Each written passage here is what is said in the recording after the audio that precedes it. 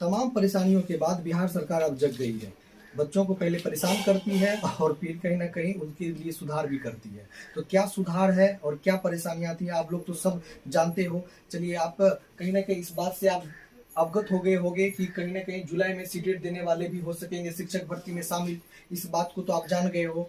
तो अगर आप मेरे चैनल पे नए हो तो सब्सक्राइब कर लीजिए, शेयर करिए और लाइक कर दीजिए, क्योंकि आप लोग वीडियो देखते तो हो लेकिन लाइक नहीं करते। हम लोग मैंने आपके लिए आवाज़ भी उठाई और नियोजित शिक्षकों के लिए भी मैंने आवाज़ उठाई। तो देखिए क्या बातें हैं, क्या रिपोर्ट है बिहार सरकार में। लेकिन ठहरिए, चेहरे पे आपके मुस्कान तो आ गया होगा, लेकिन कुछ निगेटिव बातें भी हैं और कुछ पॉजिटिव बातें भी हैं। निगेटिव और पॉजिटिव दोनों बातें हैं, दोनों को हम लोग देखेंगे कि समझेंगे कि क्या ये सरकार जो फायदा जो सीटेट जुलाई वाले के लिए दिया वो सही है या कहीं ना कहीं एक लॉलीपॉप है। तो आप समझिए इस बात को। देखिए क्या है रिपोर्ट। तो रिपोर्ट में देखिए, तो इस रिपोर्ट को देखिए क्या है बातें कि जुलाई में सीटेट देने वाले भी हो सकेंगे शिक्षक भर्ती में शामिल। तो जुलाई में होने वाली केंद्रीय शिक्षक पात्रता पेपर 1 में शामिल होने वाले अभ्यर्थियों को कक्षा 1 से 5 तक के शिक्षक भर्ती परीक्षा में शामिल होने का मौका दिया गया है। आगामी सीटेट दे रहे जो अभ्यर्थी है इस शर्त के साथ शामिल होने की अनुमति दी जा रही है। यानी एक शर्त है और उस शर्त के आधार पे आपको जो है कहीं ना कहीं जो है अनुमति दी जा रही है कि अगर आप इस शर्त को फॉलो करोगे तभी आपको कहीं ना कहीं इस चीज का फॉर्म भर सकते हो। देखिए शर्त क्या है, शर्त क्या है। तो शर्त ये है कि अंतिम तिथि, देखिए अंतिम तिथि उनका परीक्षा फल प्रकाशित हो जाए। यानी कहने का मतलब है कि आप सीटेट एग्जाम तो दे रहे हो लेकिन आपकी जो अंतिम तिथि है, और यह अंतिम तिथि कब है भाई, तो अंतिम तिथि है 31 अगस्त। तो अंतिम तिथि तक आपकी परीक्षा जो है प्रकाशित हो जाना चाहिए। यानी परीक्षा फल प्रकाशित हो जाए अंतिम तिथि। बीपीएससी द्वारा 1,70,000 भर्ती परीक्षा के लिए अभ्यर्थियों की जो ये परेशानियां हैं वो कहीं ना कहीं आप समझिए इस बात को। तो संशोधन किया गया है और ये संशोधन में जो परेशानियां हैं वो परेशानी वही है कि 31 अगस्त तक आपको मौका दिया गया है कि 31 अगस्त तक में अगर आपका रिजल्ट आ जाता है तब आप भरोगे। तो निगेटिव बात तो यहीं पे है कि 20 अगस्त से आपका जो है सीटेट स्टार्ट है।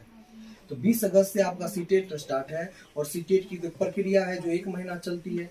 सॉरी, एक और फायदे वाली भी बात है कि सीटेट अब ऑफलाइन हो जाएगा।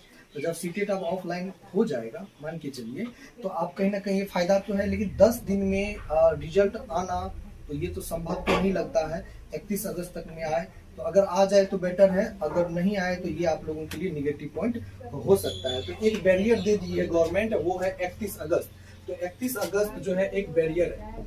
देखिए 31 अगस्त एक बैरियर है, एक बाधा है। आपके आशाओं पर पानी फिर सकता है, आपकी आशाएं धूमिल हो सकती है, लेकिन 31 अगस्त तक ये है कि 31 अगस्त तक आपका रिजल्ट आना चाहिए। सीटेट जुलाई अभ्यर्थी वाले जो है खुशी की बात है, क्योंकि खुशी की बात इसलिए है क्या कि अभी तो फॉर्म भर सकते हो, उसके बाद जो आगे की जो प्रक्रिया होगी देखा जाएगा।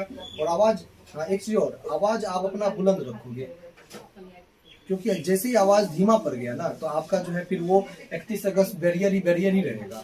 तो उसको भी तोड़ने का प्रयास किया जा सकता है, ऐसा नहीं है, लेकिन आपकी आवाज बुलंद रहनी चाहिए। और आवाज बुलंद जब तक नहीं रहेगी, एकता नहीं रहेगा, तो आप समझ जाइए कि आपका कोई चीज होने वाला नहीं है। तो आप समझ जाइए कि आपको संशोधन किया गया। तो ये संशोधन शिक्षा विभाग की तरफ से बुधवार को आदेश जारी किया गया है कि कक्षा 1 से लेकर 5 तक के में जो सीटेट जुलाई वाले जो अभ्यर्थी हैं वो भर सकते हैं। क्योंकि जो अतुल प्रसाद जी ने ही ट्वीट करके भी ये बताया था और साथ में प्रेस कॉन्फ्रेंस भी किया था कि सीटेट जुलाई अभ्यर्थी वाले को शामिल किया जाएगा। तो आप अपने वादे से मुकर तो नहीं सकते हो, आप अपने वादे से मुकर तो नहीं सकते हो। देखिए इसको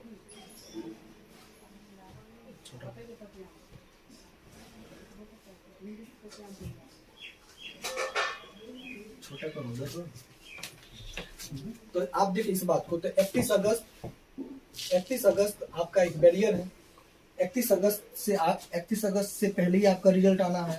तो कहीं ना कहीं एक बैरियर है, इस बैरियर को कैसे पार करिएगा। तो इस बैरियर को पार करने का एक ही रास्ता है, वो है एकता।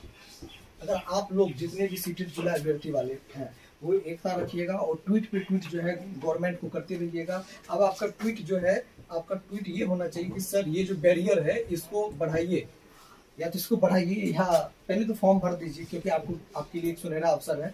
और आगे का जो प्रोसेस होगा उस पर भी अपने लोग चलेंगे, क्योंकि देखिए जो बिहार है ना, इसमें लड़के ही कुछ लिया जाता है।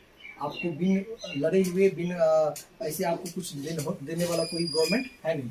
गवर्नमेंट का एक थीम है, अगर मान के चलिए, अगर आप नहीं बोलते, ट्वीट नहीं करते, हम जैसे लोग जो है अगर यूट्यूब पे वीडियो नहीं बनाते, तो संभव नहीं है, सरकार ये गायब कर देती, इस बात को धूमिल कर देती।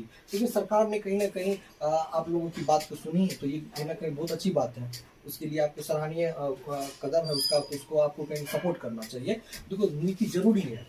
आप जिस संविधान में आपको जो अधिकार दिया है कि अगर सरकार अच्छे काम करे तो उनको सपोर्ट करिए, और सरकार कहीं ना कहीं अगर कामों में अगर समस्या उत्पन्न करे, अच्छे काम नहीं कर रहे हैं, तो उनका विरोध करिए। विरोध करना संविधान में, लोकतंत्र में कहीं ना कहीं एक खूबसूरती है जो आपको करनी भी पड़ेगी। तो 31 अगस्त बैरियर है, और सारे डॉक्यूमेंट को बना लीजिए भाई, जितना भी डॉक्यूमेंट है सारे डॉक्यूमेंट को क्लियर कर लीजिए, क्योंकि आपके पास समय भी कम है। और आप, हमको लगता है बहुत अभ्यर्थी ऐसे होंगे, ये सोच लेंगे कि मेरा नहीं होगा, मेरा नहीं होगा, डॉक्यूमेंट काहे बनाए। तो आप तो समझ में आ गया हो कि डॉक्यूमेंट बना लेना है, तो डॉक्यूमेंट बना लीजिए। डॉक्यूमेंट बनाने में कुछ नहीं, रेसिडेंटल, तो रेसिडेंटल जो सर्टिफिकेट है वो आपको जो है वो आपको बनाने पड़ेंगे, रेसिडेंटल सर्टिफिकेट।